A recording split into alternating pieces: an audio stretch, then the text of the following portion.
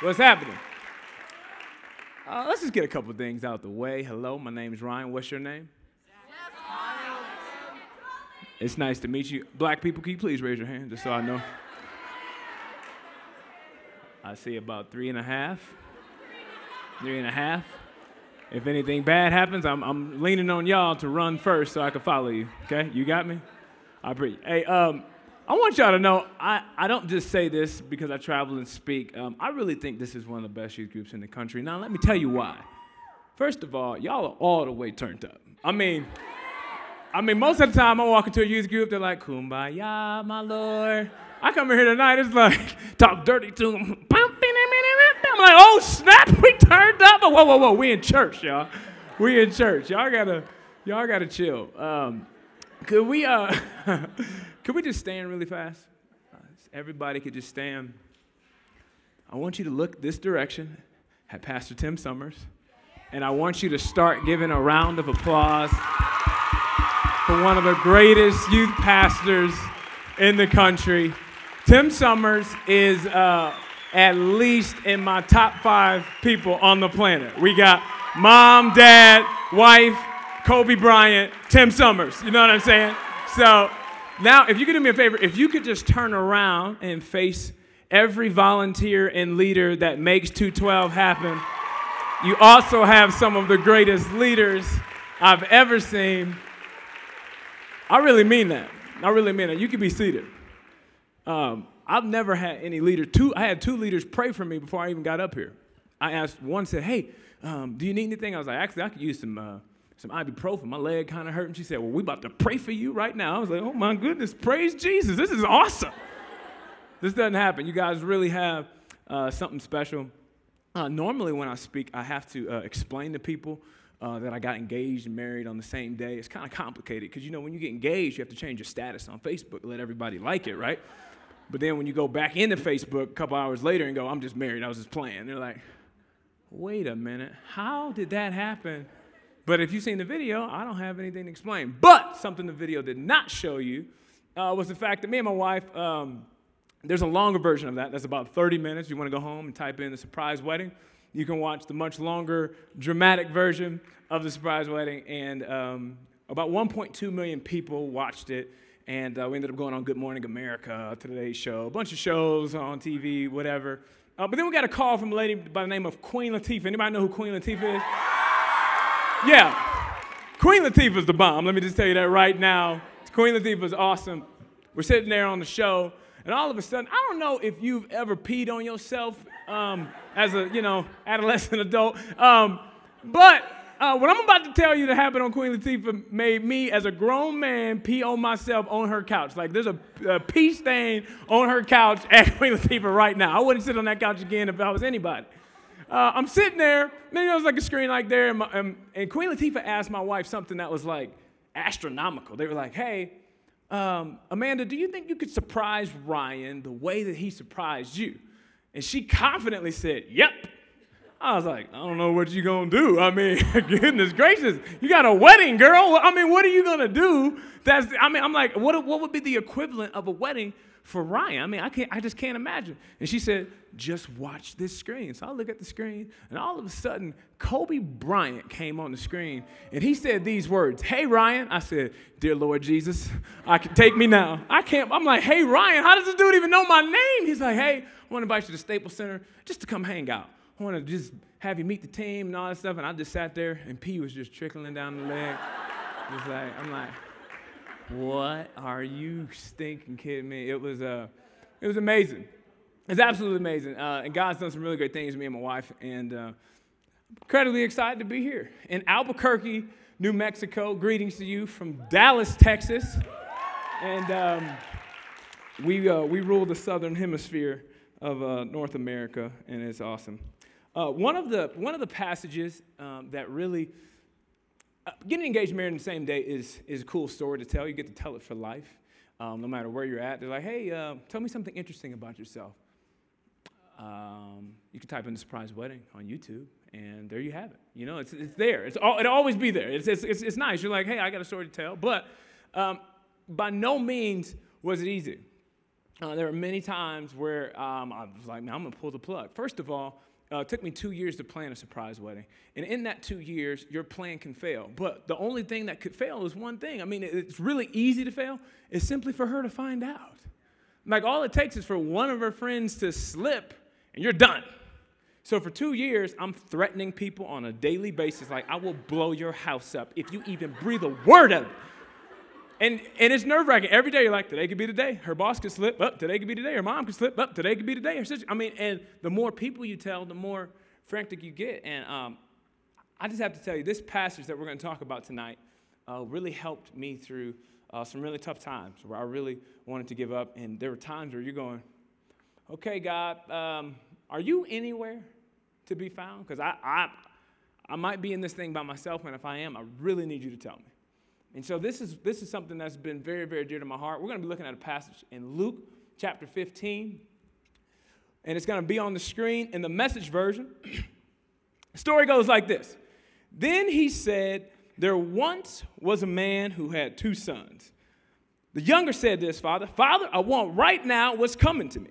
So the father divided the property between them. It wasn't long before the younger son packed his bags and left for a distant country. There, undisciplined, dissipated, he wasted everything he had. After he had gone through all his money, there was a bad famine all throughout the country, and he began to hurt. He signed on with a citizen there who assigned him to his fields to slop with the pigs. He was so hungry he would have eaten the corn cobs in the pig slop, but no one would give him any. That brought him to his senses. He said, all those farmhands working for my father sit down to 3 meals a day, and here I am starving to death. I'm going back to my father. I'll say to him, Father, I've sinned against God. I've sinned before you. I don't deserve to be called your son. Take me on as a hired hand. He got right up and went home to his father. When he was still a long way off, his father saw him, his heart pounding. He ran out, embraced him, kissed him. The son started his speech. Father, I've sinned against God. I've sinned before you. I don't deserve to be called your son ever again. But the father wasn't listening. He was calling to the servants. Quick, bring a clean set of clothes and dress him. Put the family ring on his finger and sandals on his feet. Then get a grain-fed heifer and roast it. We're going to feast. We're going to have a wonderful time. My son is here. Given up for dead and now alive. Given up for lost and now found. And they began to have a party. All this time, his older son was out in the field. When the day's work was done, he came in. As he approached the house, he heard the music and dancing. Calling over one of the houseboys, he asked what was going on. He told him, hey, man, your brother came home. Your father's ordered a feast. Barbecue beef! Because he has him home safe and sound. You know, I'm getting a little hungry just reading the scripture tonight. Praise the Lord Jesus. The older brother stalked off in angry sulk and refused to join. He said, I ain't partying tonight. His father came out and tried to talk to him, but he wouldn't listen. The son said, look how many years I've stayed here serving you, never giving you one moment of grief. But have you ever thrown a party for me and my friends? Then this son of yours, who has thrown away your money on whores, shows up, and you go all out with a feast? His father says, son, you don't understand. You're with me all the time, and everything that is mine is yours. But this is a wonderful time, and we had to celebrate. This brother of yours was dead, and he's alive.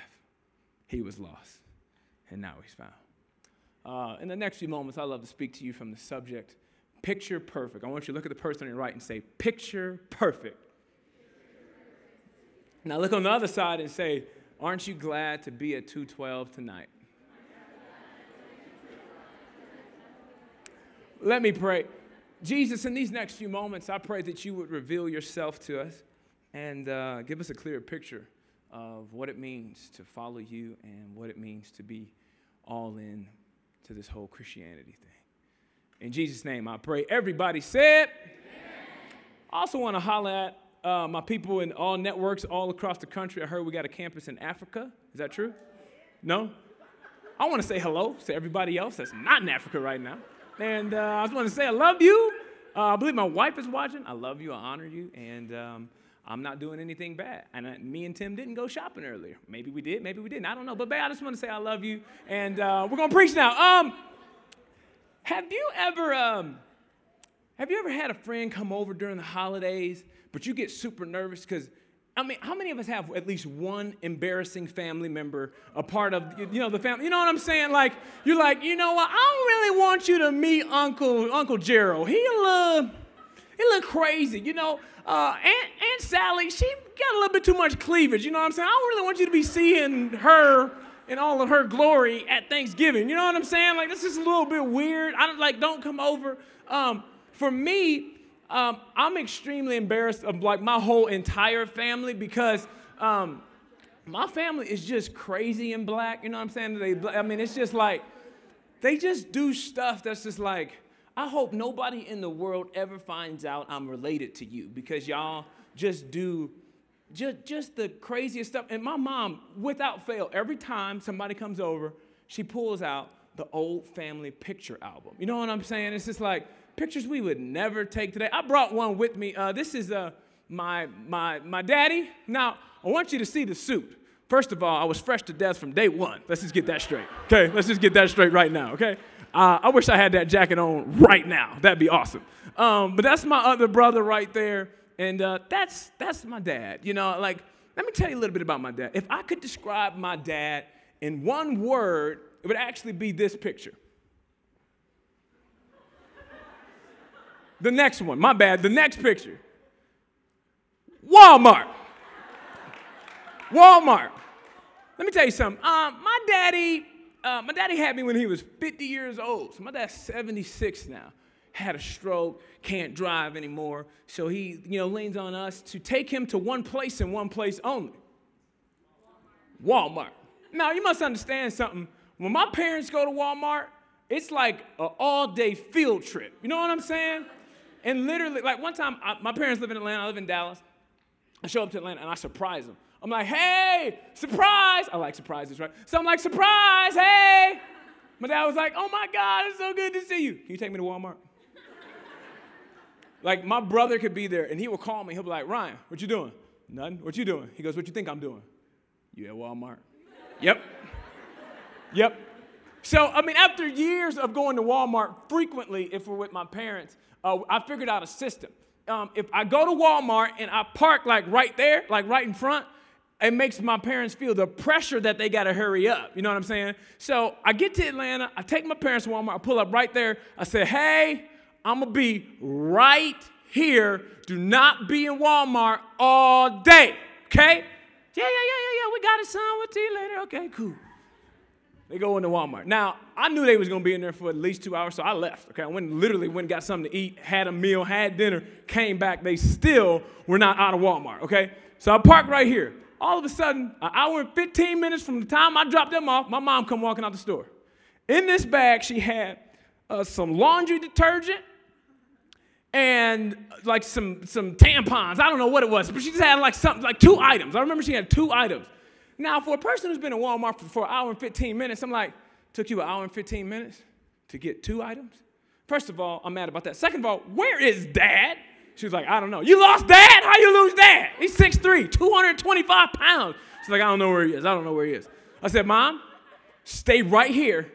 I'm going to get Dad. Now, when I stomped through Walmart, I walked in like I had grenades in my hand. I'm like, I'm about to blow this place up. Like, my dad, and I'm thinking to myself, by the time I get to my dad, he better have a cart full of stuff. He better have a TV, a dresser, an Xbox. It better just be overflowing with stuff after an hour and a half.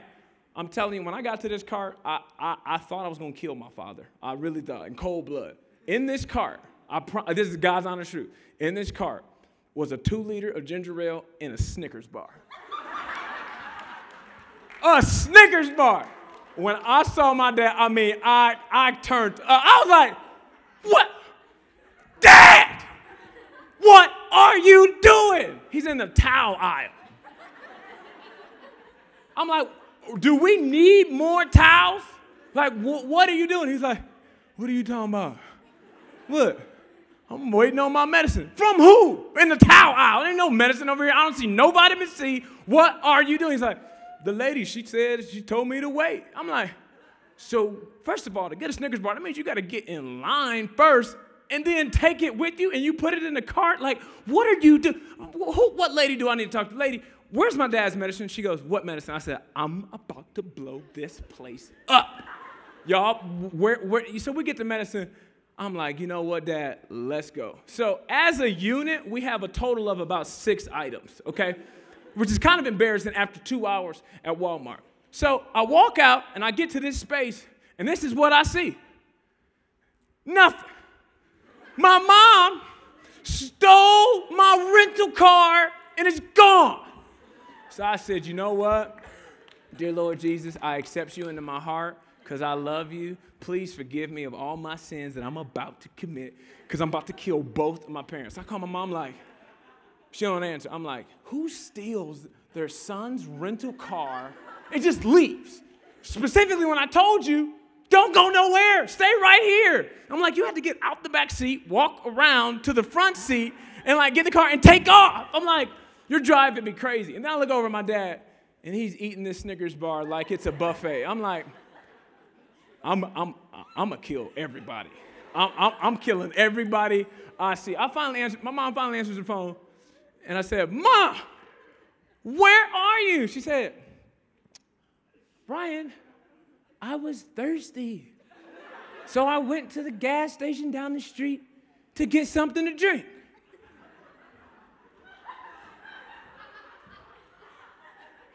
Mom, you were at Walmart. Like you had to leave Walmart to get something to drink? They got more drinks here than any place in the city. What are you doing? She's like, I don't know. I just kind of wanted to take a drive. I don't know. Like, and if my dad would have opened up this ginger ale bottle, I would have punted it across the parking lot. I promise. I would have just gone. Now you have a bit of a picture of my dad. Like, if my dad walked in here right now, you'd be like, you're awesome, man. Like, you're just cool. If you're new to the Bible, the Gospels in particular, sometimes you might be reading going, I don't really know what Jesus is really saying. What is he really talking about? It basically could be summed up like this. Jesus claimed to be the Son of God from heaven. When you tell people that, naturally the question will be, so, if you're from heaven, what's it like? And if you're the Son of God, what's your dad like? What's the picture? So oftentimes you will see Jesus say these words, the kingdom of heaven is like, and then he'll give an illustration. My Father is like, and then he'll give an illustration. That's how we got Luke chapter 15. And it's a beautiful story. Scholars call it the story of the prodigal sons. But I believe it's the story of 2 sons who simply have an inaccurate picture of who God is. And I would just like to break down both sons' pictures. In fact, I believe this about Albuquerque. I believe this about you. If you were to get an accurate picture of who God is, it would flip Albuquerque upside down. I truly believe that. Do you know that most people who don't go to church or most people who reject Christianity are simply rejecting an inaccurate picture of who they think God is? Or it's a picture of church or a picture of church people that they don't like. I have yet to meet a person that said, you know what? Jesus loved me so much and I just hate him. I don't even like Jesus. I mean, yeah, he forgave my sins and created a way for me to get to heaven, but I'm just mad at him. Most of the time I'm mad at a person who represented Jesus and simply painted a bad picture of who he is. You have an opportunity to go all over Albuquerque as a representative of God and say, hey, let me paint a new picture for you. And I believe Jesus saw this 2,000 years ago and said, you know what? In Luke chapter 15, there's a purpose. And I want to paint a picture of who my God is. When you Google God, here's what pops up. Boom. Like, this is the picture of God. He's always in a robe, and he's always like, yeah, what's good, y'all? I'm God. Look at the next picture. He always has a rainbow hat, right? Because that's how he rolls. And he's always just like floating on clouds. It's like, I'm God, I made clouds, what's good? But this is the other one. This is the Instagram God selfie. You got to see this. It's like, you know what? It's like sexy God. It's like God took his shirt off, and he's like, yeah, I'm God, what's good, though? You know what I'm saying? You know what I mean? I mean, this is the picture of what people think of when you think of God. It's like he's this God on a throne who is pointing his finger at you. Honestly, I think the younger son, the younger brother, his inaccurate picture often mirrors the picture in which we see God. We see God like, hey, I got it. God is a God who gives good things to people who do good, and he gives bad things to people who do bad. God makes deals. Have you ever done something bad and then tried to make up for it? You know what I'm saying? Like, you go a little too far with your girlfriend. You're like, I'm going to go to church twice this week. I'm going to go on Tuesday and Wednesday to make up for Saturday night. It'll even out. People live like this. I mean, it's a crazy thing. And you know what's interesting is this younger son goes, you know what? I'm going to give a speech. Yep, that'll do it. Have you ever prayed so good you thought, man, I would respond to that prayer. It was so good. You know what I'm saying? Have you ever heard somebody else pray? Have you ever heard somebody try to butter up God in their prayer? They're like, oh, God, you are so magnificent, omniscient, and all-powerful. God, you are awesome. Thank you for dying on the cross for me. Now, I'm going to need $212 for this camp, and it's going to be good. It's like, where did you go to rent? Like if you butter God up with your speech and your eloquent words, somehow he'll respond kindly.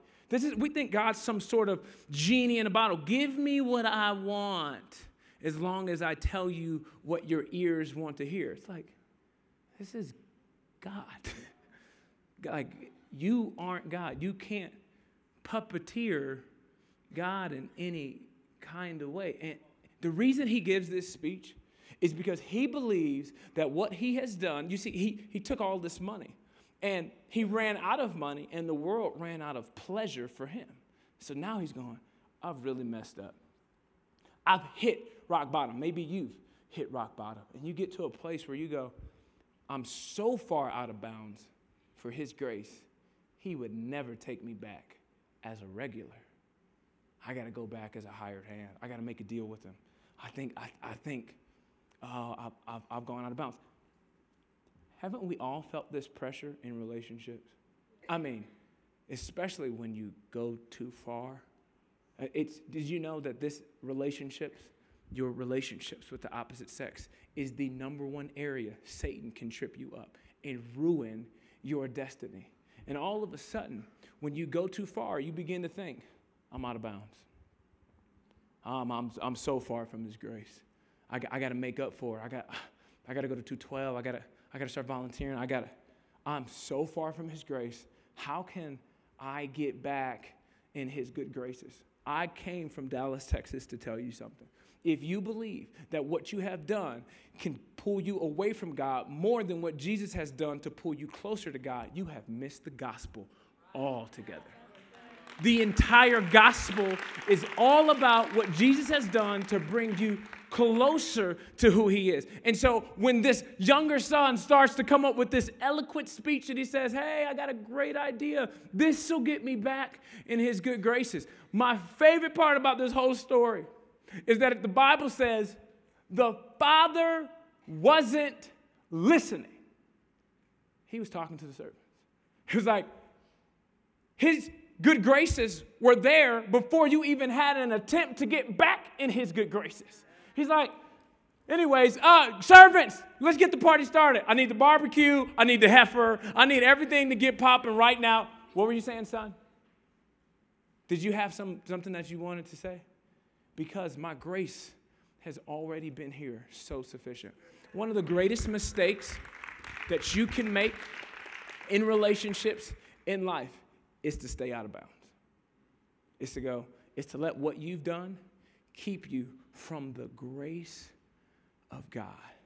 And you know what happens? One of the most amazing things that can happen in a relationship is grace. When you look at another person and say, you know what? I'm going to give you margin to make mistakes. Like, hey, it's okay. Like, we're just going to put it out there early. We're cool. You're going to make mistakes, and I'm going to make mistakes. But when you have an inaccurate picture of who God is, you will treat people how you think God treats you. So if God's given you much grace and you understand that grace, you will respond with much grace. But if you think God is just this judgmental God and he's pointing his finger and zapping people, you'll do likewise. I am convinced that when you have an accurate picture of who God is, you actually have an accurate picture of who you are. And when you have an accurate picture of who you are, you're ready to date. But if you don't have an accurate picture of who God is, what business do you have even trying to be in a relationship? When you can walk in there and say, you know what? Our relationship is going to be full of grace. And when you try to answer this question, how far is too far? In the kingdom, you can't get too far from his grace. There is nothing that you can do to get you out of bounds that his grace couldn't reach you. I love how Eugene Peterson describes it in the Message version of Luke chapter 15. He says, he ran. You may have heard a lot of things about God, that he's faithful, that he's loving, that he's gentle, that he sent his son to die on you. But when was the last time you heard somebody say, God is a runner? Like he's a runner, fastest man in the world. God will run to you. Jesus, he says, you know what? I kind of get the idea that the world thinks that it's all about if they just seek enough, if they just seek God, if they just do enough, that God will somehow pay attention. And that, you know, maybe they think God is sitting on the porch and he's waiting for you to come back on bended knee and go, are you going to apologize for what you did? Waiting up late at night, waiting for you to get home late and go, yep, you're grounded. Yep, that's it. No, if you're coming home late and he sees you around the corner, he's taking off. I'm so glad you're home. I'm not mad at you. Let's not even talk about it. Come on inside. There's a party waiting for you. This is a picture of who God is. And my fear for you is that when you don't know who your God is, you will simply mirror whatever is on Instagram, and that will become your identity. You will look for Facebook to tell you how your life to look. You will look to movies and pictures. Did you know that your life is the sum total of a bunch of pictures? You want to know why I got on these J's right now? I saw them in a picture. I put them on my feet. I was like, I got to have them. The shirt that you're wearing, you saw it in a picture. And if you didn't know this, pictures rule and govern your brain completely. You might even saw somebody on this stage and thought, man, I want to be like that. You saw a picture. You might be looking at your parents and going, all right, they did this. You saw a picture. Be careful what you pay attention to, because you'll watch movies and you'll end up dressing and acting and trying to live like somebody that you've seen in a picture because you think that in their picture they look happy. Have you ever noticed that in all the pictures that we see on Instagram, it's always highlights? And that's what you'll try and strive for. Like, I want to highlight. I want to be happy. No, sometimes you just want to look happy. Because if you really want it to be happy, I'm so convinced that this prodigal son, this younger son, if he really knew and had an accurate picture of who his God was, who his dad was, he would have never left. He would have never left. He goes, notice what it says. It says, there was a famine in the land. You will search to and fro all throughout the world, searching for significance in the right guy and the right girl, eventually the right career and the right place to live. Oh, I don't want to live in Albuquerque anymore. I'm going to move to New York. No, I'm going to move to L.A. And you're going to just be searching for significance. I promise you this. The world will have a famine, and they don't have much to offer you. You will go out, and you'll go, yep, we're going to make it happen. Yep, this is going to be great. And all of a sudden, you'll hit rock bottom, and all you're doing is you're waiting for the world to fail you. They don't have significance to offer you. I can tell you this, significance can be found in the house of God. I fully believe that. I fully Believe that. And when you have an accurate picture of who God is, you don't need to run to anybody else because he's already running to you. Now, the second son is, he's interesting. I don't know if you've ever experienced a black daddy. You know, I got a black daddy, obviously. My dad, sometimes I think the difference between a white dad and a black dad is a black dad will often he just doesn't care as much as like a white dad will because he's just like, they just don't have any rules. There's not really a respecter of persons. You know, like my dad, he just doesn't care about life sometimes. One time, I was playing a basketball game in high school, and my buddy's like, dude, we kicking after. I was like, yeah, man, go to my house. I'm just jump in the shower in the locker room. I'll meet you at the house. Just knock on the door. My dad will let you in, go in the basement, turn on TV. We're going to be good. I get home. My buddy Sean's sitting on the couch, and he's just shocked. And I was like, Sean, man, what's good? What's going on? He goes, I said, Sean, what happened? He goes, bro. I said, what happened? He goes, I saw your dad. I was like, well, what you mean you saw your dad? He goes, he was in his underwear. I said, what you mean he's in his underwear? He's like, tidy whitey. He's like, I saw him in all of his glory. I'm like, what? Like, what do you mean? He goes, your dad answered the door in his drawers. So naturally, you want to have a conference meeting, go up the stairs. Hey, Dad, I want to talk to you real quick. When my friends come over, I would appreciate it if you answer the door with clothes on. That cool? This is what he said. It's my house. I'll do what I want. Like, he just doesn't care. It's like you know you have reached a grown man conversation with your parents because they used to spank you to get you in line. Now they ask questions. Do you pay bills here? You don't pay no bills here? Oh, okay, cool. Just making sure.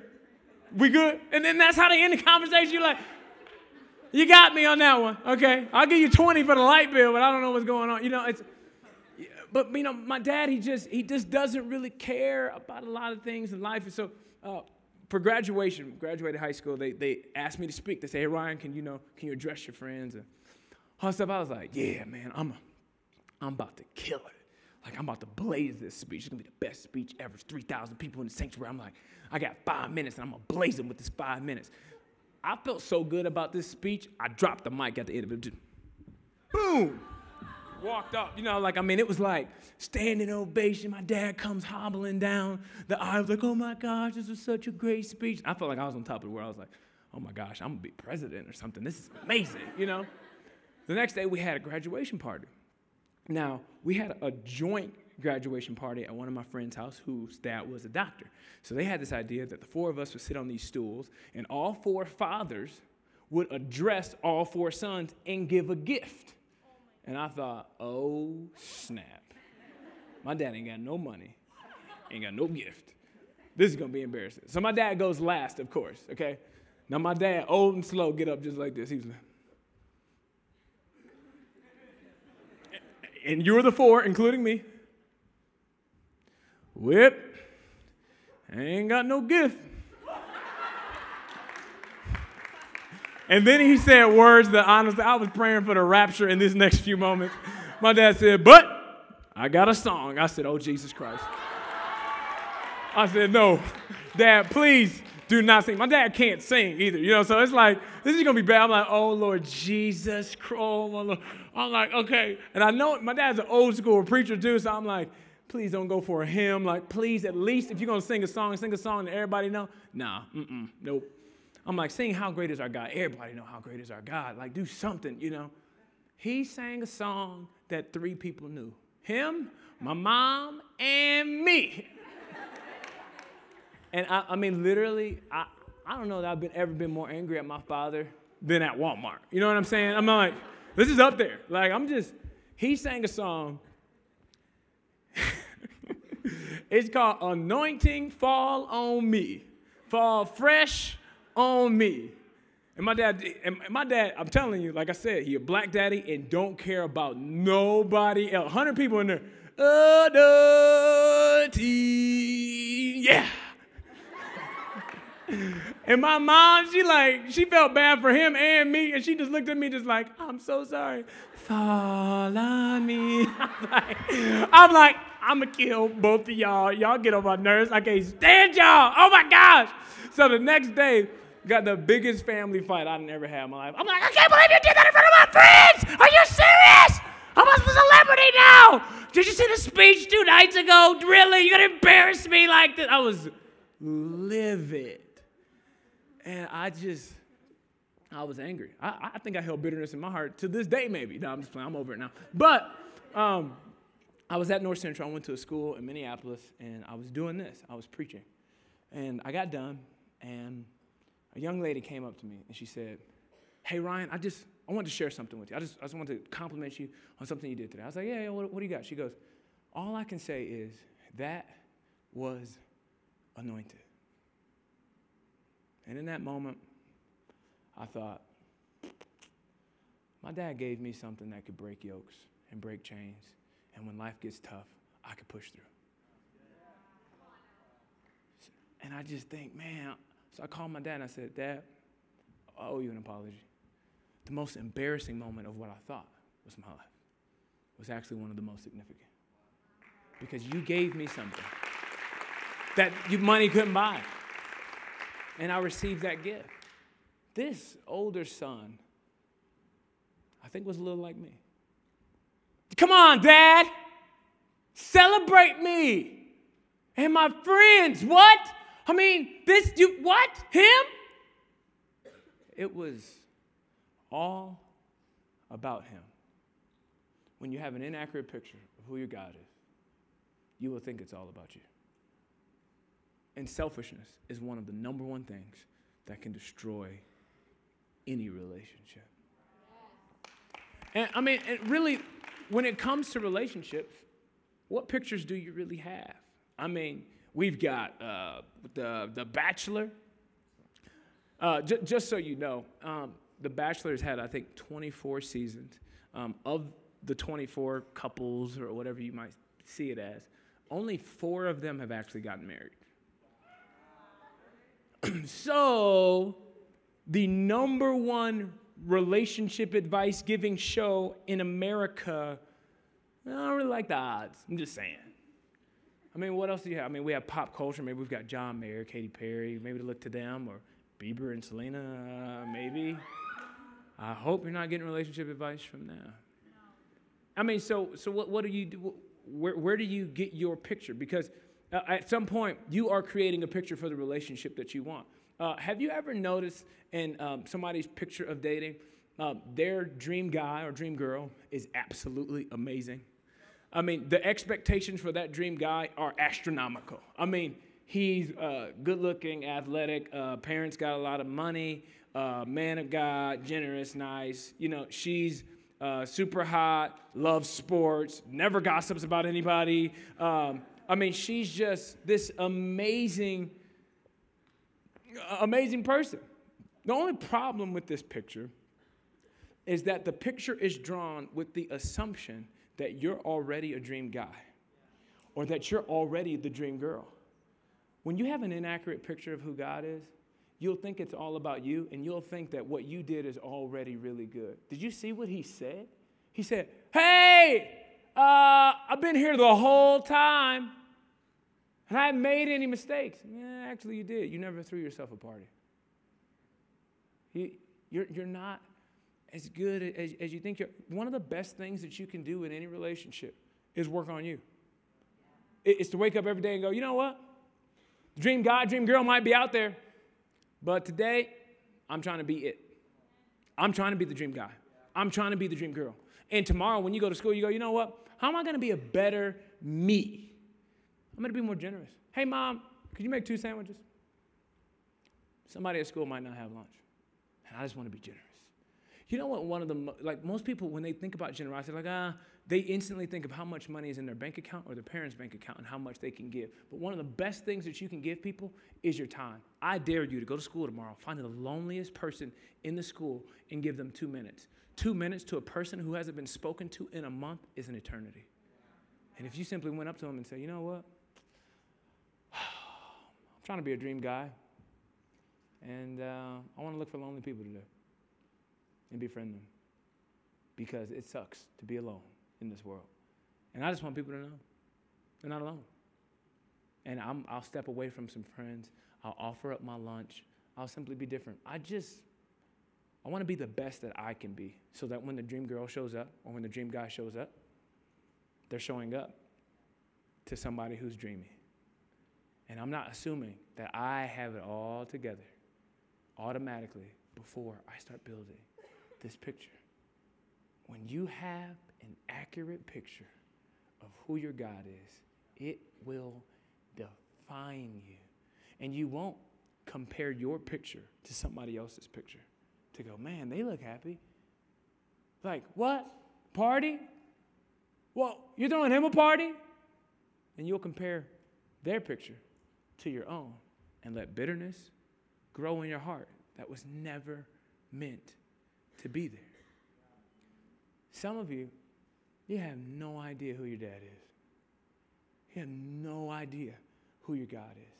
And if you did, it would drastically change how you do relationships. It would drastically change how you do your life. And sometimes you've allowed toxic pictures to destroy us. My wife, she grew up in a divorced home. I grew up in a home where sometimes I'm like, Dad, Mom, why don't y'all go ahead and get divorced? Y'all getting on my nerves, okay? Let's just call it quits. Neither one of us had a picture of marriage that we said, man, we want this. One of the greatest things that we've been able to do is wake up every morning and go, hey, babe, what do you want to do today? We're like Pinky in the Brain, you know? We're trying to take over the world. Let's take it on together. Let's do something together. Let's create a picture. Let's strive for something. The greatest thing that you can do is not strive to be the surprise wedding couple. The greatest thing that you could do is go sit in a closet, sit in a quiet time by yourself and say, Jesus, what do you want me to have? All that I have is yours. And when you understand that, man, it changes how you do everything. Because you don't walk around thinking, well, this is what I deserve. You walk around and go, I've been given so much, and I want to offer it to other people. I think there's a little bit of the older brother and the younger brother in you and in me. I think there's a little bit of us that wants to run off and simply be in control. We want to be in the driver's seat. The Bible says in Proverbs, lean not on your own understanding. I don't know about you, but most of the day, I'm doing a lot of stuff based off of my understanding. If you could get to a place where you go, you know what?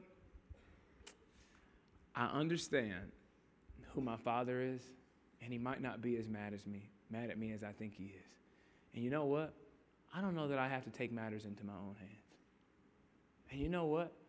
Regardless of how far I've gone with the opposite sex, regardless of the things that I did, regardless of what I was doing before I got to 212 tonight, he just might respond with more grace than I even thought.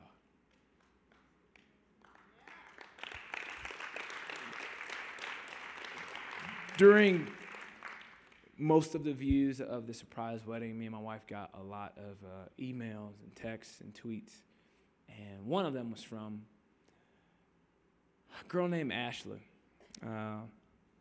Ashley asked me a very, very interesting question. She said, hey, saw your video. Whoa, like, amazing. Never seen anything like it. Just, I understand that you're a Christian. I just have one question.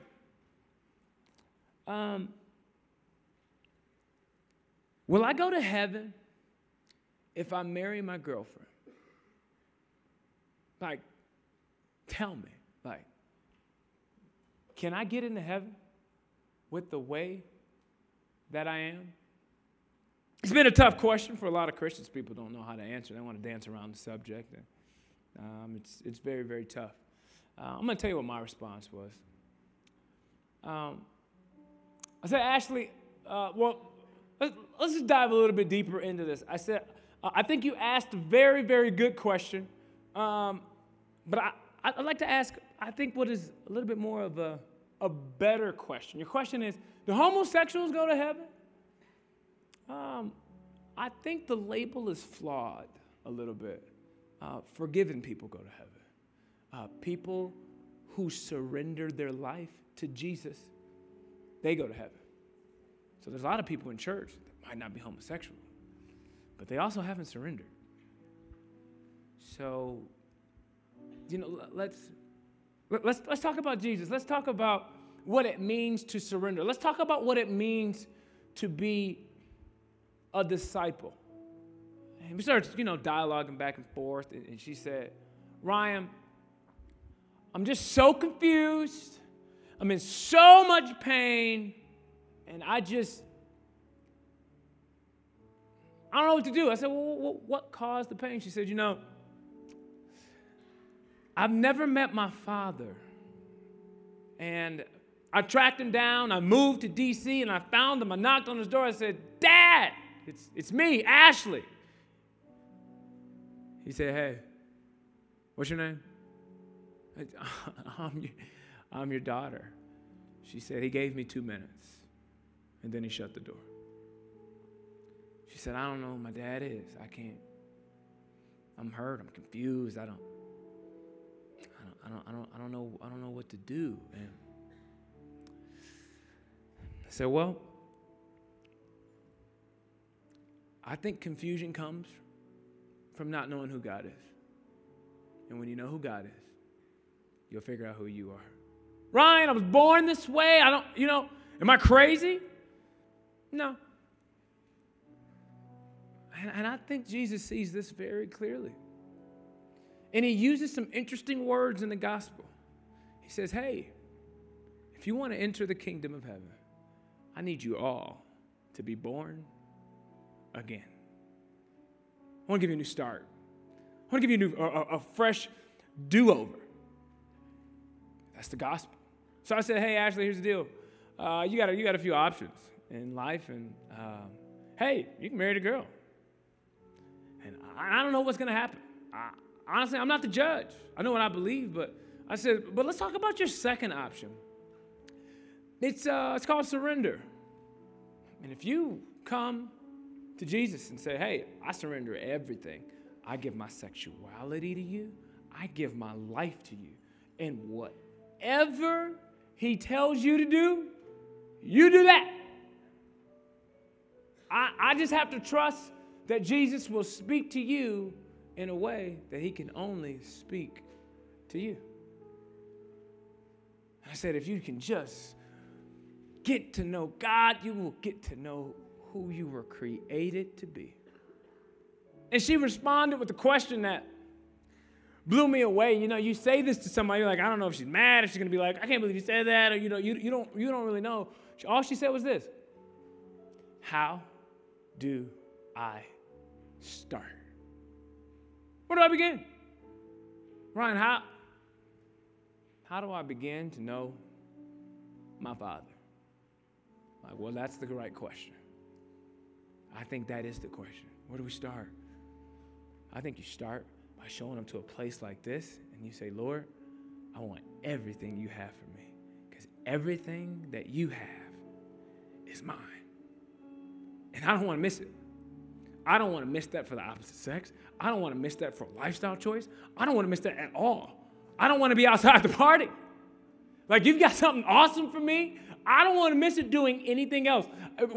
I love that the message to both brothers is the same, just with different actions. He's telling one, hey, you can't earn my grace. And the other one, he's like, and you can't miss out on my grace, because you're both mine. This grace that I'm offering you is because of what Jesus has done for you. It's available. There's nothing you can do right or wrong to receive it.